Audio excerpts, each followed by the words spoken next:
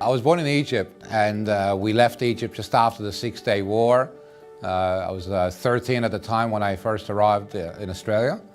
Very tough early years in Australia. It was an adventure to get here, but once I got here, I didn't really enjoy it that much. I didn't know the language, got beaten up at school, and really was troubled by my father kept saying, I'm doing this for the benefit of your future and the future of your sister, and yet at school I would get beaten up for not speaking the language. So somewhat confusing early years, if you like, at the beginning of our life here. My business is named COS, Complete Office Supplies. I started that business some 40 years ago today. We focus on distribution of office products to corporate and government agencies. Our value to the market is aggregation of product. We have over 20,000 products in 7 distribution centres around the country with a core promise of buy, give us an order today and we'll have that delivered to you tomorrow morning.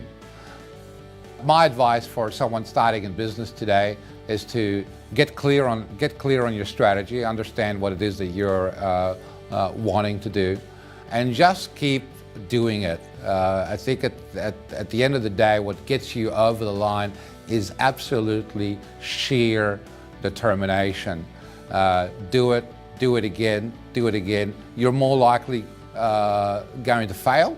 And failure is just an element of the success. It's just part of succeeding. You should count that you're probably going to go broke at least once.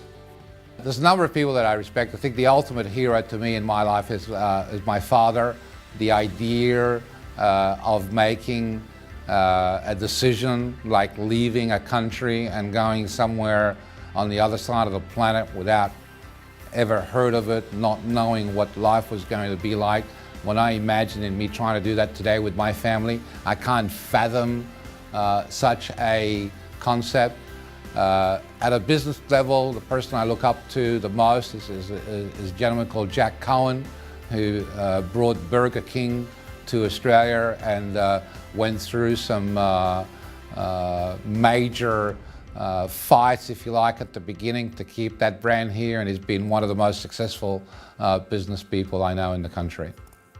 Giving back to me and my family is a big part of what we're doing today. So when we first came to Australia, we needed a lot of help, and if it wasn't for charities like St. Vincent de Paul and others giving us a leg up back then, we would definitely not be here today.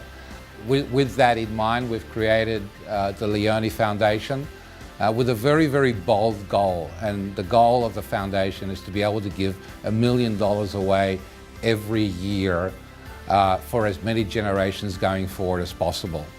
So at this point, we're in the building of funds into the foundation to be able to create that long-term giving. And so far, the foundation has got over $3 million in its bank going forward. So today, 15% of everything we make is put into the foundation, and I'm hoping that it's built and ready to give that kind of money within a few short years now. Part of what we do at COS is our social responsibility, and that's across many things. It's based on the products we stock from an environmental perspective, but also having come to this amazing country, the Indigenous part is important to us. Recently, I created a partnership between me and an Indigenous individual called Muru Office Supplies, and it's something that I'm hoping to help him build and grow into the future. Coming from a bomb shelter back in Alexandria to this today, I never ever thought that was going to be possible.